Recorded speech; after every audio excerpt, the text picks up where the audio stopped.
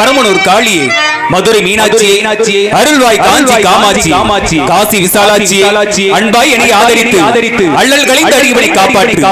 தில்லை சிதம்பரம் பத்தினியே, நெல்லையில் வாழும் பத்தினியே, உன் திருவடி மலரினை தொலைத்திடுவேன். திருவருள் புரிந்தனை காப்பாற்று. ஓங்கார பொருள் நீதானே, உலகம் என்பது நீதானே, காணும் இயற்கை காட்சிகளும் காற்றும் மழையும் நீதானே. அம்மா தாயே, உன்னை வேண்டி அழுதிடும் என்னை தாளாட்டி. அம்மா தாயே, உன்னை வேண்டி அழுதிடும் என்னை தாளாட்டி. அன்புடன் ஞான பாலூட்டி அகத்தின் இருளை போக்கிடுவாய். ஓம் சக்தி பராசக்தி.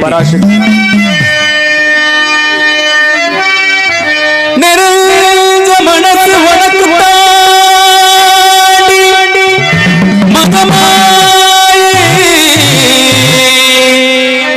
ஒன்னே நினைச்சு புட்டாம் கெடுதல் எல்லாம் சுகமாகி மறைகளும் இதை சொல்லுமடி மகமாயி கண்ணில் தொட்டியங்குளம் தெரியுதடி மகமாயி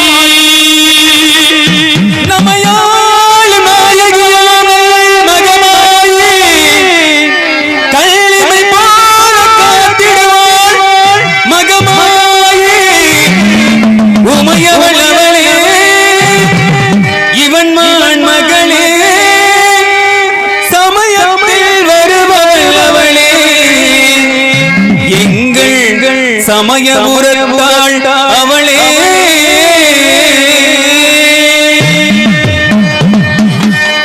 இசை களையாமல் தந்தருள வேண்டும் என் குலதெய்வமே மகமாயி தஞ்சம் என்று உன்னை சரணடைந்தேன் தஞ்சை முத்துமாரி முந்தை வினைகளை களைந்தெறிவாய் மகிழையிலே முண்டக கண்ணை கோலவில் பத்ரகாளி வேண்டும் வரம் தருவாள் என் தாய் வேர்காட்டு கருமாரி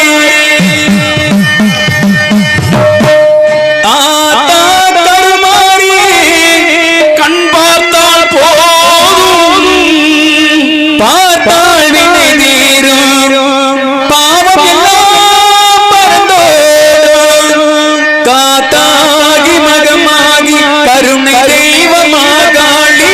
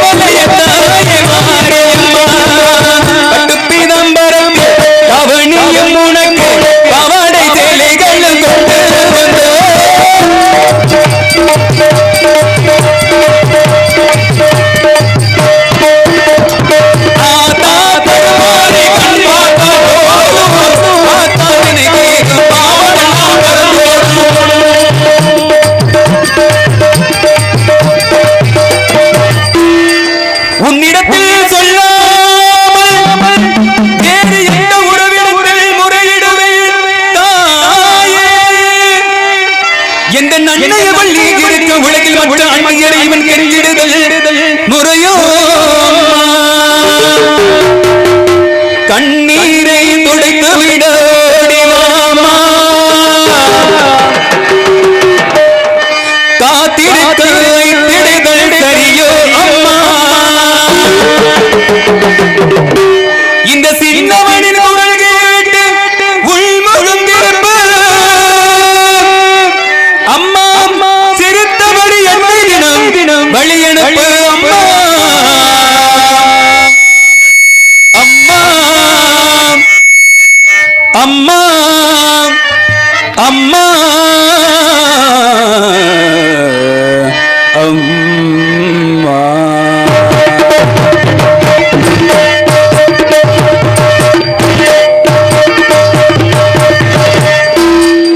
கண்ணிரண்டு உன்னுருவே காண வேண்டும் அம்மா காலிரண்டு உன்னடியே நாட வேண்டும் வல்லமைக்கும் நான் உனகே பாட வேண்டும் இருப்பதெல்லாம் உன்னுடையதாக வேண்டும் இவை அனைத்தையும் ஒன்று சேர்ந்த சக்தி சரூபமே அம்மா திருவேல் காட்டில் கடவில் வினவிலும் இவற்றுடன் என் சத்திய தெய்வமே கருமாரி அம்மா கருமாரி அம்மா இந்த மகனுடைய குறைகளையும் கவலைகளையும் தீரடி அம்மா அம்மா அம்மா அம்மா அம்மா ஆதா கருமாரி கண்பாண்டோ ஆதா நீரு பாவம் எல்லாம் பரந்தோடு ஆதா நீரு பாவம் எல்லாம் பரந்தோடு ஆதா நீரு பாவம் எல்லாம் பரந்தோடு ஆதா நீரு பாவம் எல்லாம் பரந்தோடு நன்றி நன்றி கைதட்டி உற்சாகப்படுத்திய அனைத்து அன்புகளுக்கும் மின் சார்பும் சார்ந்து கலை குடும்பத்தின் சார்பாக நெஞ்சார்ந்த நன்றி நன்றியுடன் தெரிவித்துக் கொண்டு ஹலோ நெஞ்சம் உண்டு நேர்மை உண்டு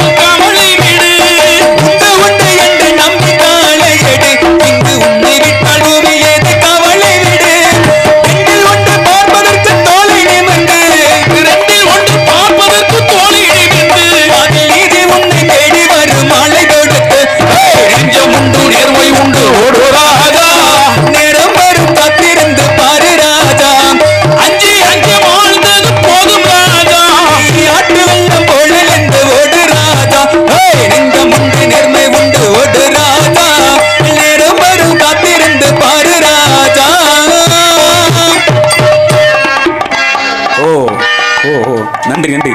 கைதட்டி உற்சாகப்படுத்தி அனைத்து அன்பர்களும் சார்பாக நான் சார்ந்த கலை குடும்பத்தின் சார்பாக நெஞ்சார் நன்றி. ரகசியத்தை ஒருவருக்கும் சொல்லிவிடாதே,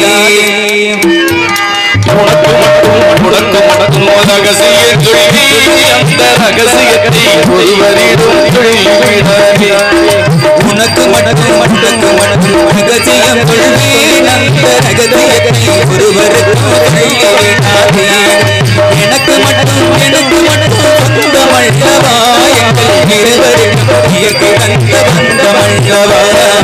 உனக்கு மட்டும் ரகசியம் சொல்வேன், அந்த ரகசியத்தை ஒருவரிடம் சொல்லிவிடாதே.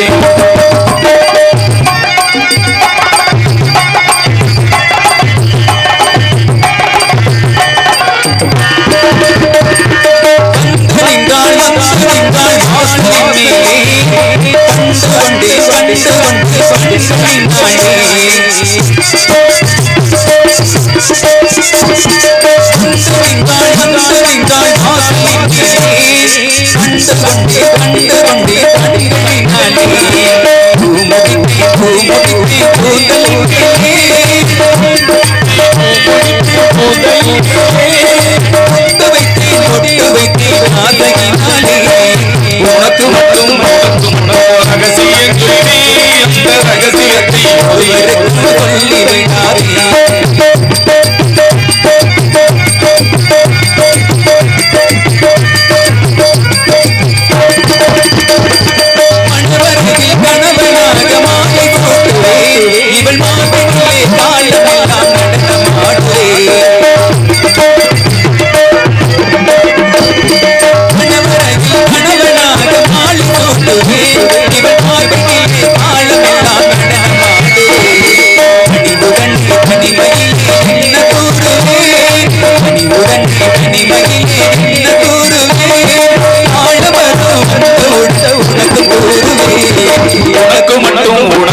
ரகசியம் சொல்வேன், அந்த ரகசியத்தை ஒருவரிடம் சொல்லிவிடாதே.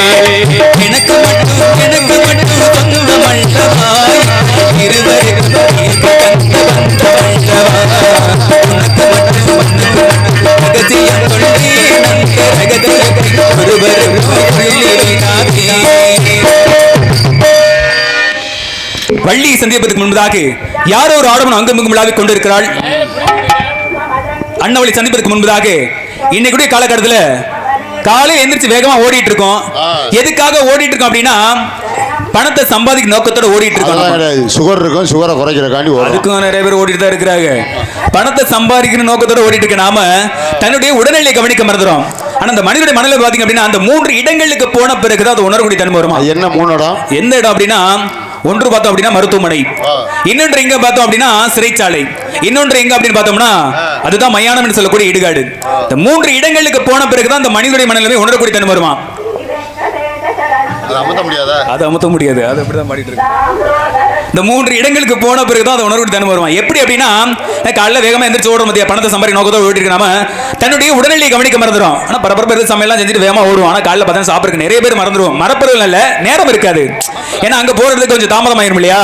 நேரமா போகணும் அப்படிங்கறதுக்காக சாப்பிடாம கொள்ளாம ஓடிடுவோம். ஆனா இப்படிதான் போயிட்டு இருக்கப்போ நல்ல வயசு ஆரோக்கியமா இருக்க வேண்டிய வயசுல உடல்நிலை கவனக்குறைய காரணமாக மருத்துவமனைக்கு போவோம். மருத்துவமனைக்கு போன பிறகு மருத்துவ எல்லாம் பரிசோதனை பார்த்த பிறகு எங்களால முடிஞ்ச வரை முயற்சி பண்ணி பார்த்துட்டோம், எங்களால இதுக்கு மேல ஒன்றும் பண்ண முடியாதுப்பா அப்படின்னு சொல்லி கை வச்சுருவாங்க. இது ஒரு சின்ன விஷயம் என்ன அப்படின்னா, இன்னைக்குடைய நவநாகரிக காலத்துல எல்லோரும் வீட்லயுமே வாகனங்கள் இருக்குது. அது 2 சக்கர வாகனமா இருக்கட்டும், சரி 4 சக்கர வாகனமா இருக்கு. ஏதோ வீட்டுக்கு ஒரு 2 வாகனம், 2 பேர் பசங்க இருக்கிறாங்கன்னா 2 பேருக்கு ஆளுக்கு ஒரு வண்டி உண்டு. ஆனா அதை சரியா ஓட்டுறாங்களா அப்படிங்கறத ஒரு மிகப்பெரிய ஒரு கவனக்குறைவா இருக்குது. என்ன காரணம் அப்படின்னா, ஒரு விலை உயர் வாகனம் என்பது நம்மளுடைய அவசரத்தை தானே தவிர ஆடம்பர வாழ்விற்கு அல்ல. மிக எவ்வளவு ஒரு லட்சம் ரூபா போட்டு ஒரு பைக்கை வாங்குறோம் அப்படின்னா அது பாதுகாப்பா போறோமா அப்படிங்கறது ஒரு கேள்விக்குறியா இருக்குது. என்ன சின்ன பசங்க அது சொல்றாலும் அதுல ஏத்துக்கக்கூடிய மனநிலைமை இருக்காது. ஏன்னா இள ரத்தம் இல்லையா, இளம் கன்று பயமறியாது அப்படிங்கிற போல வண்டியில போனாங்க அப்படின்னா அது ஆகாயத்துல பிறக்கிற மாதிரி அவங்களுக்கு தோணும். என்னதான் நம்ம சொன்னாலும் கொஞ்சம் மெதுவா போப்பா அப்படின்னு சொன்னாலும் அதை கேட்கக்கூடிய மனநிலைமை இருக்காது. வீட்டுல எத்தனை பெரியவங்க இருக்கிறீங்க, தான் வீட்லயும் பசங்க எல்லாம் வண்டி ஓட்டுறாங்க, பிள்ளைங்களை ஓட்டுறாங்க, அது வரவேற்கத்தக்க விஷயம் தான். ஆனா அது சரியா ஓட்டுறாங்களா அப்படிங்கிறத சற்று சிந்தித்து பார்க்க வேண்டிய விஷயம். வீட்டுல இருக்கக்கூடிய யாரா இருந்தாலும் சரி, வண்டி ஓட்டினீங்கன்னா தயவு செஞ்சு ஹெல்மெட் போட்டு போங்க. தயவு செஞ்சு போன் பேசிட்டு வண்டி ஓட்டிட்டு போகாதீங்க. ஏன்னா உயிர் நமக்கு முக்கியம். ஏன்னா அப்பேற்பட்ட இந்த உயிர் போறதுல ஏதோ ஒரு விபத்து ஆயிடுச்சுன்னு வச்சுக்கல, மருத்துவமனைக்கு போன பிறகு மருத்துவம் பரிசோதனை பார்த்த பிறகு எங்களால முடிஞ்ச வரை முயற்சி பண்ணி பார்த்துட்டோம். இதுக்கு மேல எங்களால ஒண்ணும் பண்ண முடியாது. என்ன விஷயம்? அந்த லேடிஸை ஏத்திட்டா பின்னாடா சொல்ற? அப்படி பொம்பளை பின்னாடி உட்காந்தா வண்டி அப்படியே 108ல பறக்குதா? ஒரு 1 லட்சம் ரூபா இருந்தா வண்டி வாங்கிக்கலாம். கண்டிப்பா ஒரு 50,000 ரூபா இருந்தாலும் ஒரு வண்டி வாங்கிக்கலாம். ஆனா கோடி கோடியா கொட்டி கொடுத்தாலும் இந்த உசுறு போனா உசுரை வாங்க கிடைக்காது இல்ல, வாங்க முடியாது. அதனால மருத்துவர் என்ன சொல்லுவாங்க அப்படின்னா, எங்களால முடியாதுப்பா அப்படின்னு சொல்லுவாங்க. ஆனா நாம அவர்கிட்ட என்ன தெரியுமா கேட்போம்? எவ்வளவு பணம் செலவானாலும் பரவாயில்ல, எங்களுக்கு ஆளா இருந்தா மட்டும் போது உயிரை காப்பாத்தி கொடுங்க அப்படின்னு சொல்லி கேட்பேன். என்ன காரணம் அப்படின்னா, இப்படிதான் பணத்தை எந்த வழியில எப்படி வேணா சம்பாரிச்சு விடலாம். ஆனா இந்த உயிர் முயற்சி அப்படின்னா வாங்க முடியுமா? முடியாது. இதை உணரக்கூடிய தன்மை எங்க வரும் அப்படின்னா, மருத்துவமனையில படுக்கறையில படுத்திருக்க தான் யோசிக்க தோணுமா. இன்னொரு விஷயம் எங்க அப்படின்னா, இந்த தவறுகள்லாம் பண்ணிட்டு சிறைவாசம் வச்சிருக்க பாத்தீங்களா? ஏன்னா அதுக்கு முன்னாடி ஒரு கோவப்படாத இருப்பா, கொஞ்சம் பொறுமையா இரு, பேசிக்கலாம் அப்படின்னு வச்சுக்கல, கேட்கக்கூடிய தன்மை அந்த மனநிலைமைக்கு வராது. ஒருத்தன் கோவமா இருக்கு அப்படின்னா கொஞ்சம் பொறுமையா இருன்னு சொல்லி அடக்கி வச்சுன்னு வச்சுக்கல, அப்பதான் இன்னும் கோவம் அதிகமாகும். ஆனா இதை உணரக்கூடிய தன்மை எங்கே வரும் அப்படின்னா, அந்த இடத்துக்கு போன பிறகுதான் வரும். அப்ப என்ன நினைப்பாரு அப்படின்னா, கொஞ்ச நேரம் நம்ம பொறுமையா இருந்து இந்த தப்பா பண்ணாம இருந்தோம் அப்படின்னா இன்னைக்கு நம்ம சிறைவாசம் அனுப்பிச்சிட்டு இருக்க மாட்டோம். ஏன்னா நமக்கு வெளியில இருக்கதான் சுதந்திரம் அப்படின்னு சொல்லி உணரக்கூடிய தன்மை எங்க வரும் அப்படின்னா, சிறைவாசம் போன பிறகுதான் உணரக்கூடிய தன்மை வருவான். இன்னொரு விஷயம் எங்க அப்படின்னா, அந்த மயானம் என்று சொல்லக்கூடிய இடுகாட்டுக்கு போன பிறகு, அது ஒரு மனுஷன் உயிரோடு இருக்கும் பொழுது எத்தனை செல்வங்கள்லாம் இருக்கலாம், பேரு புகழர் எத்தனை வீடு வாசல்லாம் வச்சிருக்கலாம், செல்வங்களை வாங்கி போட்டிருக்கலாம், எத்தனை இடங்களை வாங்கி போட்டிருக்கலாம். ஆனா அந்த மனிதன் இறந்துட்டா அப்படின்னா மயானத்துல கொண்டு வைக்கிற பொழுது சுத்தி இருக்கலாம் பேசிக்கலாம், எவ்வளவு பெரிய மனுஷையா, இத்தனை வீடு வாசல் வச்சிருக்காரு, இத்தனை இடம் வாங்கி போட்டிருக்காரு, இவ்வளவு பேரு புகழோட இருக்கிறாரு. ஆனா இத்தனை இருந்து என்ன வேற ஆளான கொண்டு போறோம் அப்படிங்கிற உணர்வு தன்மை எங்க வரும்? அந்த மயானத்துக்கு போன பிறகுதான். ஆனா அந்த மனுஷனுடைய மனநிலை பாத்தீங்கன்னா, அந்த இடத்தோட கொஞ்சம் தாண்டி வந்துட்டோம்னு வச்சுங்களேன், மனம் ஒரு குரங்கு அப்படிங்கிற போல உடனே மாறிடுவாங்க. என்னைக்கு இடத்த நீ அபகரிச்சிருச்சியோ, இனி ஒன்ன நான் உயிரோட விட்டு வைக்க மாட்டேன் அப்படிங்கிற மனநிலை எங்க வரும்னா, அந்த இடத்தை விட்டு தாண்டி வந்துட்டோம் அப்படின்னா வரும். ஆனா இருக்க போறது கொஞ்ச காலம் தான். யாருக்கு எப்ப என்ன நடக்கும் அப்படிங்கிற விஷயமே தெரியாது. அதனால இருக்கக்கூடிய இந்த கொஞ்ச காலகட்டத்தில் ஒருத்தருக்கு ஒருத்தர் அன்பை மட்டுமே பரிமாறிக்கொண்டு உள்ளன்போடு இருப்போம் என்பதை தெரிவித்துக் கொண்டு, யாரோ ஒரு ஆடம் அங்கு முங்களாகி கொண்டிருக்கிறார். அண்ணாவளை சந்திப்பதற்கு முன்பதாக முத்தமிடும் போது வந்து தடுக்குதடி, நான் முத்தமிடும் போது வந்து தடுக்குதடி,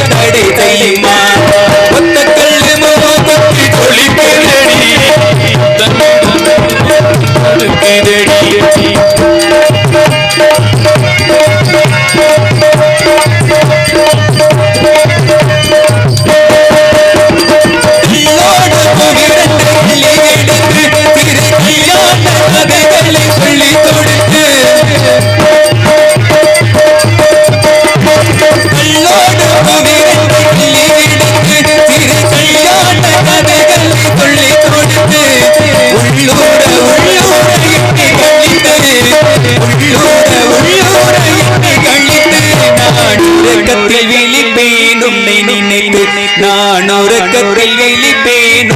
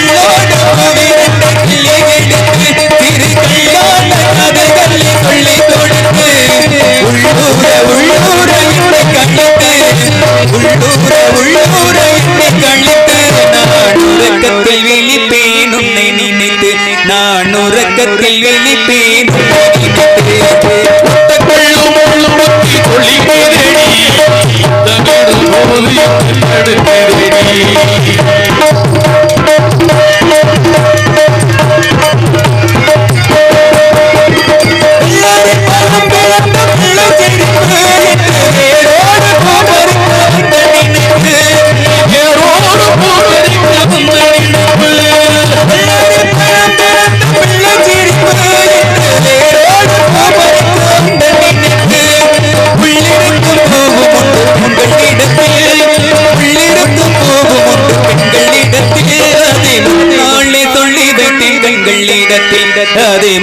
நாளே சொல்லி வைத்தேன் கண்ணே